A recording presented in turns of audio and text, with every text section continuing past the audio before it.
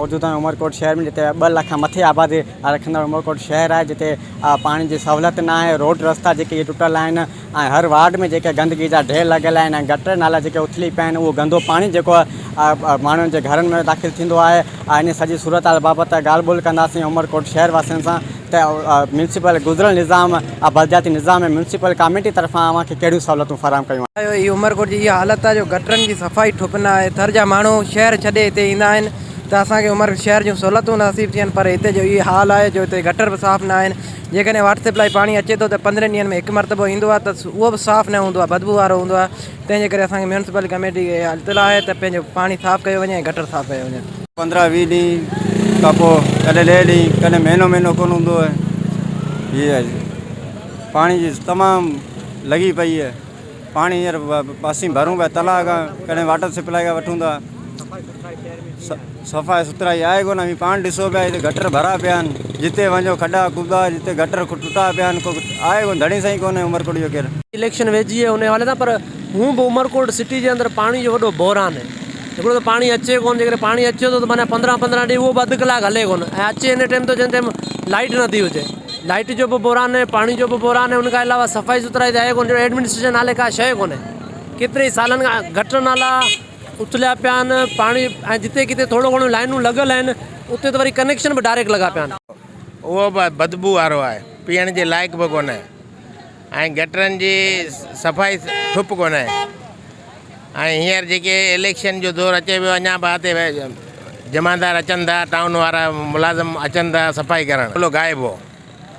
सालनि जा साल न सफ़ाई हुई नालनि जी, न रस्तनि जी, न रोडनि जी। तमामु ख़राबु हालत आहे अमरकोट शहर।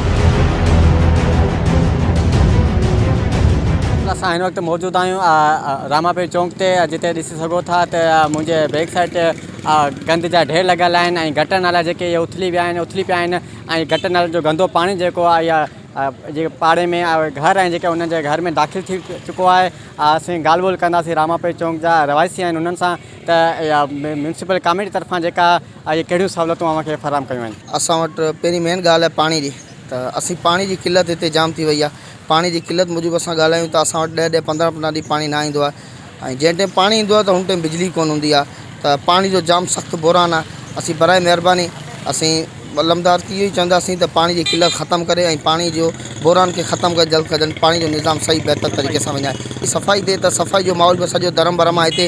हिते जी मिटी निज़ाम हेॾा बलदियाती इलेक्शन मथे लॻी पई आहे। असीं वोटिंग बलदियाती इलेक्शन असां इहो ई सवाल कंदासीं त पहिरीं असांखे जेको आहे पाणी जो निज़ाम धर्म भरम करे, पाणी जो निज़ाम जेको बि आहे हुनजो धर्म भरम सुधारो ॾिए ऐं प्लस में असांखे सफ़ाई जो निज़ाम बहितर करे। असीं उमरकोट में वेठा आहियूं, असां वटि कंहिं शइ जी सहूलियत कोन्हे।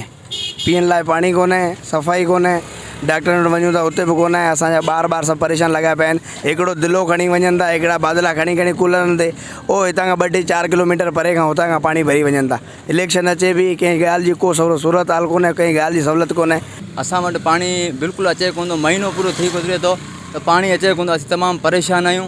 ऐं ॿिए ॻाल्हि में त गंदगी जा ढेर थी विया आहिनि, नालियूं गंदगी जाम थी वियो आहे। असीं ॾाढा हिते परेशान आहियूं। इलेक्शन हाणे मथे अचे पई, सभु जेकॾहिं इलेक्शन वेठा आहिनि, वोटर काउंसलर आहिनि, चेयरमैन आहिनि, जेके MP MN आहिनि, सभु जेकॾहिं असां वोट घुरणु चाहिनि था उन टाइम असांखे चवंदा बाबा असांखे वोट ॾियो, असीं पंहिंजा हर मसइला हल कंदासीं। अॼु बि इलेक्शन अचे पई, अञा ताईं असांजा 5 साल थी विया आहिनि, 10 साल थी चुका आहिनि, नालियूं कोन ठहियूं आहिनि, रोड कोन ठहिया आहिनि, ऐं असांजो पाणी कोन्हे पीअण जो। असीं ग़रीब मिसकिन मज़दूर माण्हू आहियूं, पाणी किथां पियूं?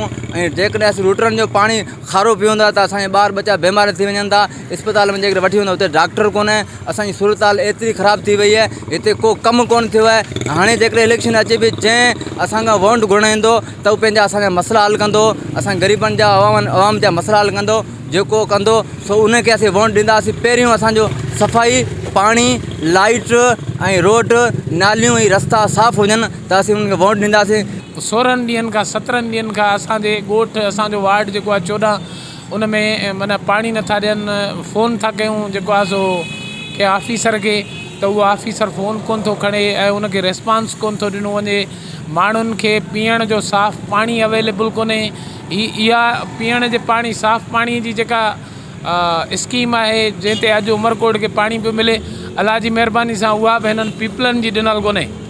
उहा बि अरबाब ग़ुलाम रहीम जी ॾिनल आहे। ऐं उन खां पोइ गुज़िरियल 15 सालनि में 18 सालनि में हिननि उहा ख़राबु थी वई आहे, उहा जेको आहे सो सही नमूने सां वर्क कोन पई करे।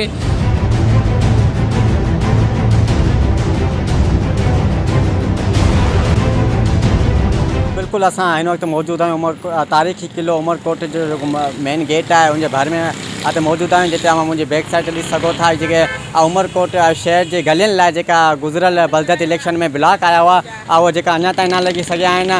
ऐं हिते जेको रवायती हुननि सां ॻाल्हि ॿोल कयूं था त इहा ब्लॉक जेको केतिरा ई महीननि खां जेके सालनि खां हिते पयल आहिनि उहे छो न लॻिया आहिनि। इलेक्शन में का बि हिते अमरकोट जो रोड रस्तनि जो का बि कमु न थियो आहे।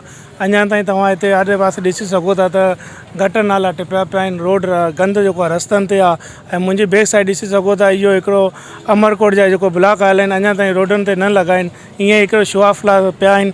असां उमेदु कयूं था कि ईंदड़ वारी जेको बलदियात इलेक्शन में हिते जा जेको चेयरमैन आहिनि, हिते जा जेको यूसी मेंबर आहिनि, उहे असांजी ॻाल्हियुनि ते लहंदा ऐं असांखे जेको अमर शहरी जा जेको हालात आहिनि उन्हनि खे बहितर करण जी कोशिशि कंदा। सिर ते जाम पियो ॿुहारे ॿुहारे असीं तंग थी गया, पानी 10-15 ॾींहं आवे थो, म्यूनसिपालिटी की करे पई, असीं तो तंग थी गया आई जे रोड रस्ता सब नाले हालत देखो रोड री अचनि था। ॾिसो पिया पाण किचिरो ॾिसो आसे पासे केतिरो पियो आहे। ॾिसो हाल आहे पाण साम्हूं गटर, हीअ ॾिसो गंदगी जा ढेर हिते असीं कीअं वियो आहे। पाणी पीअण लाइ महीने में हिकिड़ी जगह अचे, उहो बि असीं हिननि जा वॾा शुक्रगुज़ार आहियूं असांखे पाणी ॾे।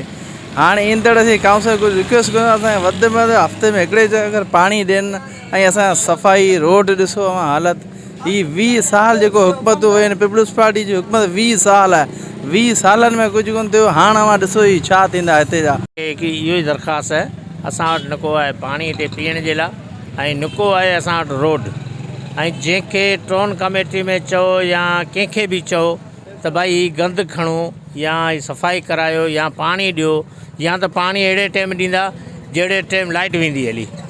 ऐं पाणी जे लाइ असां वटि वॾो बहिरान आहे। ॿियो नंबर गंद भंगी खणी गटर खां ॿाहिरि कढे वञनि था। ट्रैक्टर वारनि खे चऊं था त चवंदा 200 रुपया ॾियो त खणूं था, न कोन खणंदासीं। भाई असीं पैसा ॾियूं त पोइ अवी टोन कमेटी जो पघार छो था वठो। इन करे माट करे घर वेही रहो। असीं महिरबानी करे बराए महिरबानी इन्हनि खे इहो ई चऊं था त अवी सुधरी वञूं।